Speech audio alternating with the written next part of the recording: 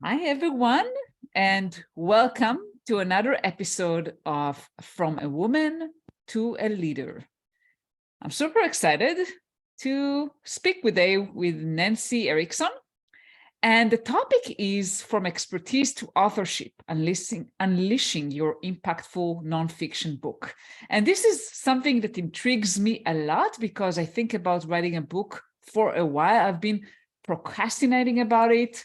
And it seems like, oh, it's so much work and how can I even do it? But we're not here to talk about me. Let me first introduce Nancy. So Nancy is an award-winning author and nonfiction book consultant specializing in transforming business leaders, speakers, coaches, and consultants into published authors. And today we'll explore the power of writing a high-impact nonfiction book to establish yourself as an expert in your field, enhance your credibility, attract a dedicated following, and help you in whatever you are trying to do, whether it's growing your career or your business. So, hi, Nancy. Hi, Limor. Thank you so much for having me on. Thank you so much for being here. And let's start maybe by you telling a little bit about your background and what led you to become a nonfiction book writer and consultant. Well, like all paths in life, it was a little roundabout, but I actually started my career in high tech. And this was in 1980. I was hired by IBM as a systems engineer right out of college. And as we were talking about a little bit earlier, when I was hired, I was the only woman in the office that weren't administrators. And so here I was, 21 years old, fresh out of college, and all these men were in their, I thought they were ancient. They were like 40 years old, and I thought they were so old. Well, they were about twice my age. But I started off as a systems engineer in our Oakland, California office, which is, across the bay from San Francisco. And I worked in tech, for a number of years. I eventually worked for Oracle Corporation and was doing really well because I was, technology can pay very handsomely, and I was earning a whole lot of money, but I have to tell you that I didn't love it. It was I was on the sales side of technology with Oracle, and there's a lot of pressure there. We have multi-million-dollar quotas, and you're trying to force fit stuff that doesn't necessarily look very smooth from the implementer's point of view. And it was just a lot of pressure, but I was making, so much money that there's no way I could quit, because, you're afraid of that, what would happen. So what happened was that about 2006, my father was diagnosed with a terminal brain tumor. And so I did quit. I quit because we knew he would only live about 7 months, and I needed to help my parents through that time. So I'm in St. Louis, Missouri, which is right in the middle of the US. They were in Florida. So I went down and helped them through that time and stayed with my mom for just a little bit afterward, for the transition. And then when I came home, I was like, well, now what am I going to do? I quit my job. And it was like this big blank thing. But instead of it being like, oh my gosh, like an angst feeling, it was like, I can do anything I want now. And I had always loved to write when I was younger. And I had a couple of things published as a young adult. And I thought, well, I want to maybe go back and get some more training in writing. So I was looking through these university catalogs. I thought, well, I've already done all that. I've already done that in undergrad. And so I ended up going back to school to get a master's degree in writing. And in the US, the master's degrees are a 2-year kind of round the clock program. And so I spent 2 years doing that. And I was so drawn to nonfiction. We had to do a lot of different classes like poetry and, fiction writing, but nonfiction was fascinating to me because I think that what happens in real life is stranger than fiction sometimes. and can have more impact on others. And I was really interested in kind of problem solving and helping to elevate other people who maybe were doing well, but nobody knew about it, kind of thing. So when I graduated, they asked me to teach at the university, which is maybe an advantage of being one of the older students. I'd been around the block a few times, and I had a long career, behind me, so I could relate to students and all. So anyway, but at the same time, I started my nonfiction publishing house, Stonebrook Publishing. And the first book that we published was written by a Holocaust survivor who had gone to school with Anne Frank.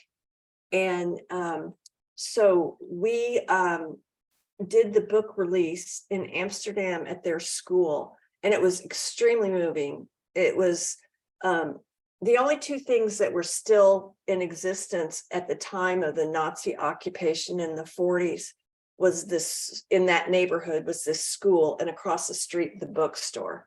And so they conducted this beautiful ceremony for the 170 students that had been murdered by the Nazis. And then we went across the street and did the book release.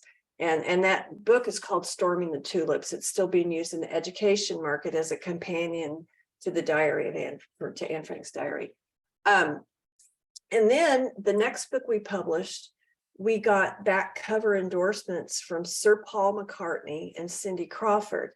And so I thought, wow, I mean, we're doing great out the chute, meaning I really figured out how to do this and make it important to the market. But there was a problem that we were getting more, and that was that we were interested in publishing books that would, elevate others. And we were getting manuscripts that were so poorly written that we couldn't do anything about it at all. We couldn't edit our way out of them, so we couldn't publish them. And so I took a step back. I didn't publish anything for a year. And I wrote this step by step process that takes just an ordinary person. All you need is an idea, and it takes you all the way through planning and mapping out your book, writing your draft, editing, professionally publishing, and distributing worldwide. So the writing part is called the book professor. That's the business that we focus on, helping people create these high impact nonfiction books. And then the publishing house is called Stonebrook Publishing. And so it really takes you from, like I said, your idea to being marketed and released through, all around the world. Incredible. And this is your story is so inspiring, like how you made a transition through the challenges you had and family situation with your father, and changed completely your life. I know, but what's really interesting is life is long, hopefully. And I had kind of gotten an early start. I had my kids really early. And by the time I went back to school, I was 48. My children were out of college, so I didn't have those financial pressures. But here's the other thing, because I work with so many business executives, all of my past experience working for these huge corporations and sitting in the C-suites and dealing with those top level executives, that's who I work with now as well. And so all of those experiences have come forth. And I think sometimes we think our life is just all smeared together, but we can have chapters in it as well and continue to be relevant and to bring value to people in many different ways. Yeah. And so obviously the podcast here about women and women in tech, and help elevating women in tech to the C-suite, to the top. Yes. And I can share that myself. I don't have a master's degree in writing. English is my second language. I actually didn't think I could even write. which that kind of limiting belief changed over time, but I was like, what? Between me and writing a book, I feel like, oh, there's a huge kind of gap. A gap, yeah. Yeah. Well, and So that's very common. And in fact, a lot of accomplished women would like to write a book, but the problem is they don't know how to get started. And you know what? How would you know? You're dealing in technology all the time, and maybe you haven't honed your writing skills and you haven't had to do it since you went to university, so you don't want to. But let me tell you why that's not a barrier.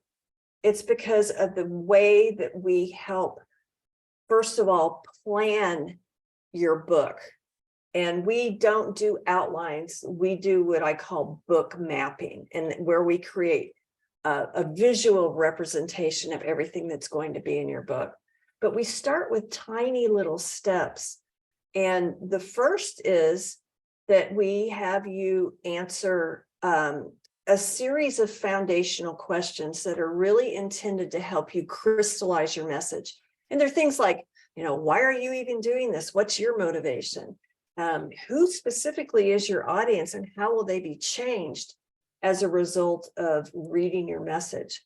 And so there's 12 of these questions, and we end up taking your answers and distilling them down into a purpose statement for the book that says, the purpose of this book is to do this particular thing for this specific audience, period. And you can't put everything you know in one book. And especially women, I got to tell you what, women are so darn capable.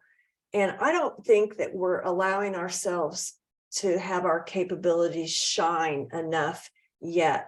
Now, I told you in 1980, when I went to work for IBM, I was the only woman in our office that wasn't a secretary, or they called them secretaries back then. Now they're administrators or assistants. Admins, yeah.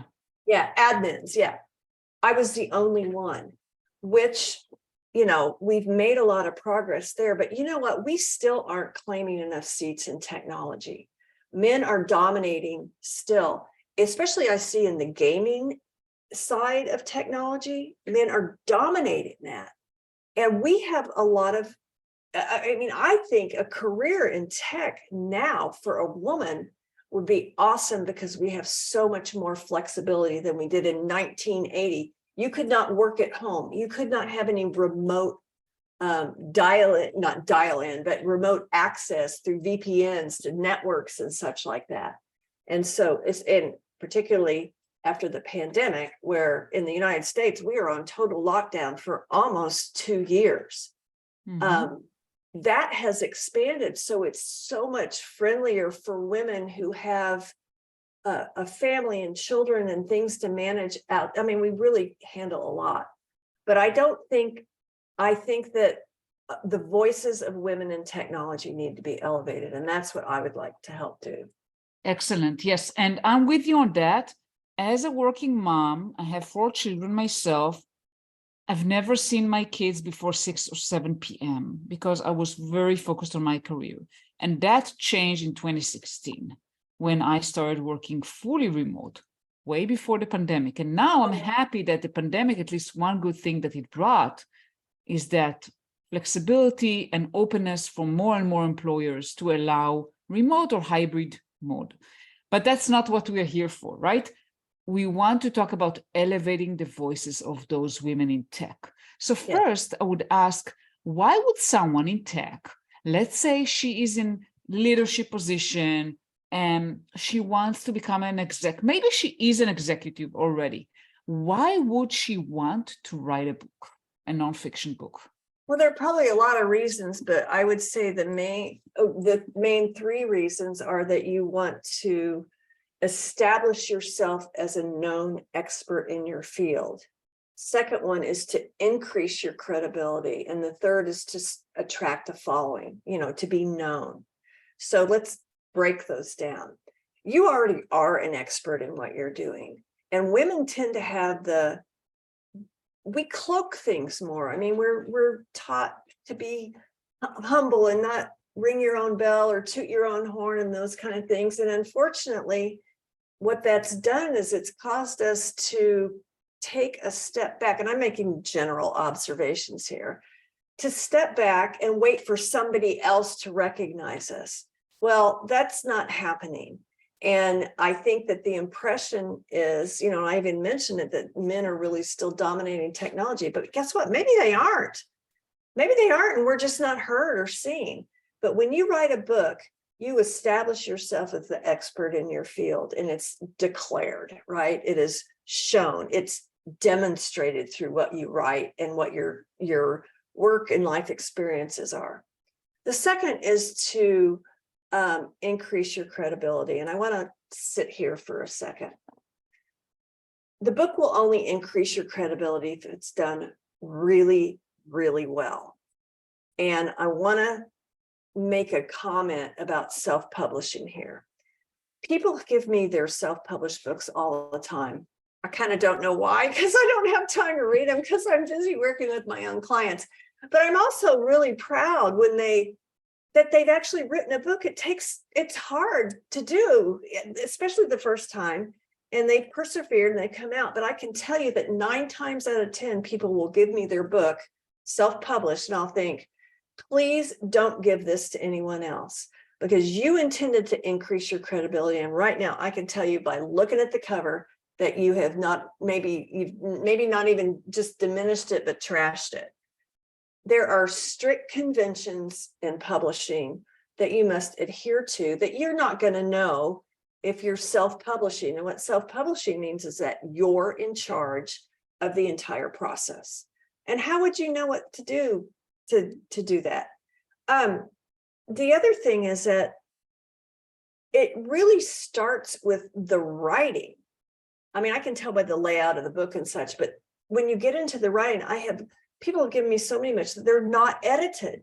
They've just been the person's writing their thoughts, and it's not edited. So it's not tight and direct.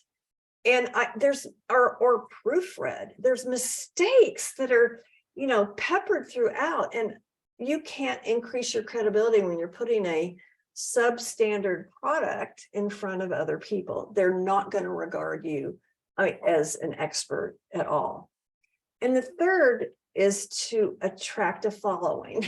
And we live in this doggone social media world where, your face, you need to kind of broadcast yourself about. And so one of the ways that the book will help you to attract a following, which means being known, right, is that when you're finished with your book, and we haven't talked yet about the process, but I think we're going to get into that. But when you're finished, you should be, because of the way that we plan and map out your book, you should be able to take every chapter of your book and repurpose it to create other revenue producing products, whether they're workshops or seminars or keynote addresses or, online courses or blog articles or podcasts. Now, in order to, and it makes you kind of look like you're everywhere all the time. And that's how we attract a following. You kind of have to scattershot your presence across multiple platforms, because the truth is everybody's not going to read a book. So why don't we engage with them where they're already showing up and connecting? Yeah, absolutely. So let's say I'm thinking about writing a book, which I am personally. And let's say I have like an idea of, what I want to write about. Let's say I want to write about, in my case, how to rise to from a first line manager to a second line manager. I don't know. How do I first, how do I start? What do I do? Well, I mentioned those foundational questions that help you to really crystallize your message, and we get to that purpose statement. After that, we use this process I developed called book mapping, where we essentially create a mind map for each chapter. So it's visual. Well, there's 2 of them. One involves your own personal story, which often becomes the introduction for your book. People need to know who you are and why you're in this position to be sharing this information from you. But our chapters, we start by creating them in problem solution sets. You'll name the problems that and you already know these. I bet some stuff is already popping in your head, wanting to advance from first line to second line manager, What are the problems that they encounter? And then through a very story-driven methodology, you present your solutions so that by the end of it, stories are really, really powerful, and they work on us in some bizarre ways. You can be telling a story about something that really doesn't even relate to the reader, and they'll start working out their own answers. So something happens on our psychological and subconscious level that helps us to make meaning when we hear stories. So we start off, that's what we do. We map things out in the problems and solutions. And so every chapter of your book is solving a problem that they might have getting to the next level. And there's a lot of them, there could be, the glass ceiling, many things that would come into play. But when I spoke a minute ago, once you have, and so what is a chapter? A chapter is just a container for information that's about the same topic. So when you're finished, let's say you have 12 chapters, you've solved 12 problems for this reader. So that's what you can take and repurpose later and maybe have a workshop on this or a seminar on that or a blog post or an appearance or even, do online training for that type of thing. If you choose to, you don't have to, but it's an opportunity that you have. Absolutely. So why don't you talk about the steps? You mentioned the steps. So what else do we need to know? So what else you need to know is a lot of people, you mentioned that, I'm not really a writer. Well, I'm going to tell you that you're better than you think you are. You just haven't maybe exercised those muscles in a while. And even I've worked with many people with English as a second language, and there's no barrier. I worked with one guy he's a great guy, but he has the worst grammar. He's like, I was like, I can't write a book. And I said, well, we're going to fix it all in the editing, But the way I work with our clients are in mastermind groups of like 3 to 7 people. And so every week you log into the client portal on my website. This is what allows us to work with we work with people all over the world. You log in and there's a video training for that week and homework for you to do. And then we're on once a week on a Zoom call where the whole cohort is on and we're discussing what you did that week. And so these cohorts are it's mastermind groups that are awesome. People will be contributing to your ideas. You'll be contributing to theirs. You all start off with just ideas. And at the end, you end up with books. And it really helps you to gain confidence in what you're doing. And so I told you about the first part where we're mapping everything out. So once we have it mapped out, that's where I put on my professor hat and teach you how to write compelling, creative nonfiction. And you are going to be better than you think you are. You're going to remember things from school. And the only thing that we want to do in this second module is to write your first draft. And I'm going to use a literary term here. We're aiming for a shitty first draft. And that's a literary term, I promise. Quoted from Ernest Hemingway, and everybody uses it in the business. But all we want you to do is get everything off those book maps down into, I would say paper, but it's really an electronic format. And then, all the while I'm teaching you how to write scenes and dialogue and such. And in that second module, when we're on our mastermind calls, you're going to be reading what you wrote to the group. And it's a little bit, you're going to feel vulnerable. Everybody does. But I want to tell you what that does for you. Not only does it get you used to sharing your writing with others, but when you're finished with the book and it's released, it's a really vulnerable experience. You really feel like you're standing naked in public with all your skin stripped off. but you will have had a group that has vetted your material and given you, a lot of encouragement. And there's that weekly accountability to get it to keep going. So we're aiming for that first draft in the first writing section. And then the third module, I take you through a very step-by-step process to self-edit your material and to make your material really tight and directed. So when you're finished with that, you have a finished draft. Then we will do a professional edit of your book. But I'm going to tell you though, when you're finished with your own self-edit exercises, you're going to surprise yourself. You really are better than you think you are. And you've worked away at it it takes a year to go through this whole process, because it's chunked in a way that really busy professionals can get it done. But there's also something else going. I mean, you guys are busy, you've got businesses and jobs and kids and stuff, but here's something else that happens. And it's this: while you're working on your book is working on you, and it starts to get its own energy and its own, I don't know, it kind of becomes its own being and can start coming through you instead of something that you're just pushing out information. So you finish that third module, you have a finished draft, we do the professional edit, and then we will publish your book. And that involves a huge team of designers and layout artists and proofreaders and all such. But we end up doing, the last step we do is our legal team does the legal work to file your copyright with the US Library of Congress, which protects your intellectual property. Wow, that sounds important. It is important. Yeah. And I also tell people, while you're writing your book, don't throw it up don't share it publicly in any way. Don't, because you want to protect your intellectual property, and we can't do that until the whole book is finished and we can copyright it. So you mentioned it's a year process. First of all, it sounds like a transformational process, not just writing a book.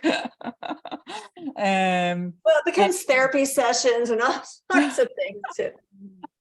How big is you said there's like a mastermind. How big is those groups typically?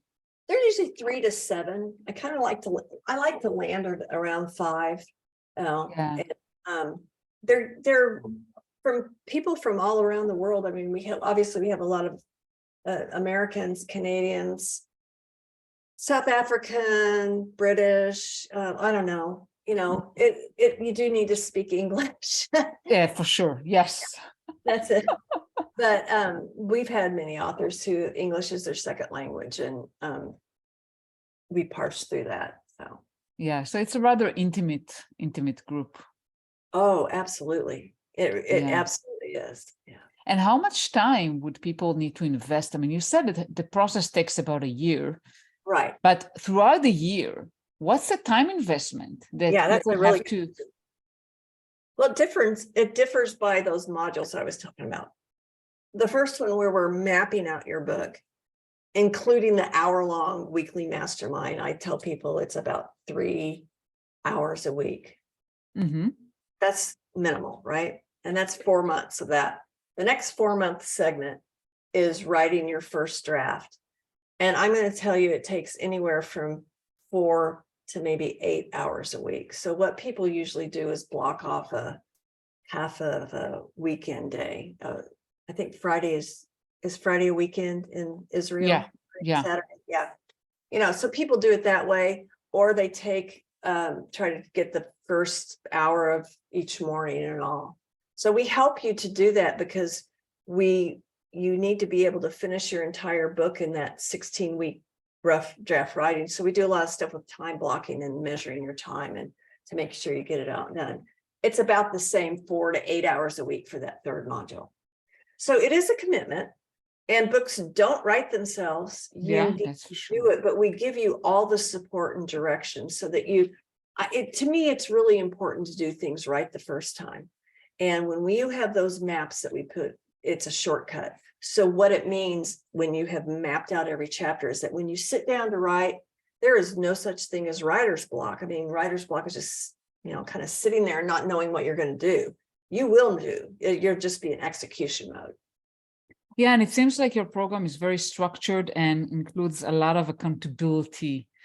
I love side. the weekly accountability. Yeah, which is, Yeah, and I do have to say more, everybody's not going to be able to do everything every week all the time, because we know what life is like. And, if stuff comes up in business and in home life and all, there's a little bit of slide in there that you can kind of catch up and such. But you do have to be dedicated. If you're not dedicated, you won't get finished. yeah, absolutely. So if I'm a woman in tech, what are some of the trends you think are relevant nowadays to write about? Well, leadership is a big one. People want to know more about women in leadership. And, it's delicate. Leadership for women is kind of delicate, because there are some, gender roles that, we're trying to break. But, we need to be firm and decisive and nice too.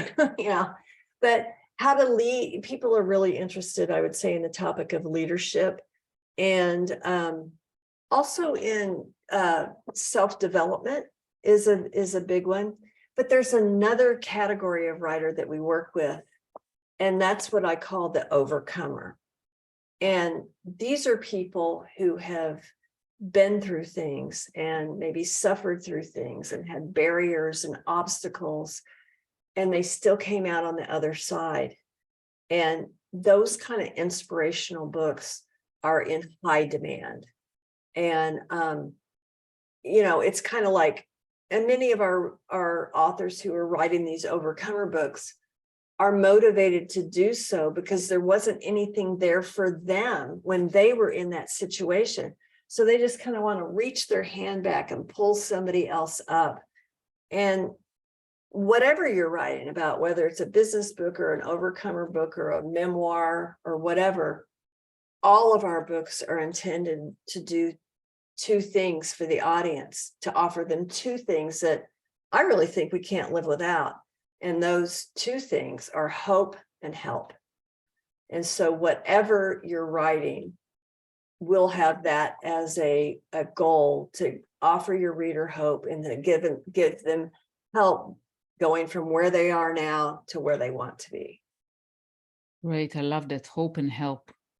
Yeah. So if our listeners are considering, or they have this thing in their head, oh, I want to write a book like I do, what should they do? How should they reach out to you? I hope you'll contact me, because I would love to just chat with you about your book ideas. You can go to my website. It's thebookprofessor.com. And remember, we're about books and I was a professor. So thebookprofessor.com. And there's a link at the top navigation that says schedule a call with Nancy, and we'll jump on a Zoom call and just to talk about your book ideas. And I could kind of maybe help you shape it up a little bit and let you know if this would be, a good process for you. I think it would be. I know I'm talking to your audience now. I know you've thought about writing a book. I know you have. And probably the hardest decision is making the decision to get started. And you probably could not have made that decision until now because you don't know how to get started. Well, I have this very easy step right in and will guide you all the way through process that I know we could create an incredible book product that will do the things that we talked about, which is to increase your credibility, establish you as an expert, and help you attract a following. I don't know anybody else who's doing this, the kind of soup to nuts things, but I would love to help you. And I'd like to start that with just having a conversation. Absolutely. I will definitely do that. And I'll put your link, the book professor, under the episode, so everyone else who are interested can book a call with you. Any last words for our audience? Yeah, I do want to say one last thing. Many people think, well, who am I to write a book? I've only had this one life. And when people start telling me about what they've been involved in business or in their personal lives, I'm always amazed at what they've done. And they think, well, who am I to do this? And I'm like, let's turn that around. Who are you to keep that to yourself? People need inspiration. We live in a very fragmented, disconnected world. And it's hard to find things that are truly motivating and inspiring. And you're the only one who has your story, so you're the only one who can do it. And I would love to help you write your book. Wow, what a wonderful ending to the episode. Thank you so much, Nancy. It's been a pleasure having you here today. You're welcome. Thank you.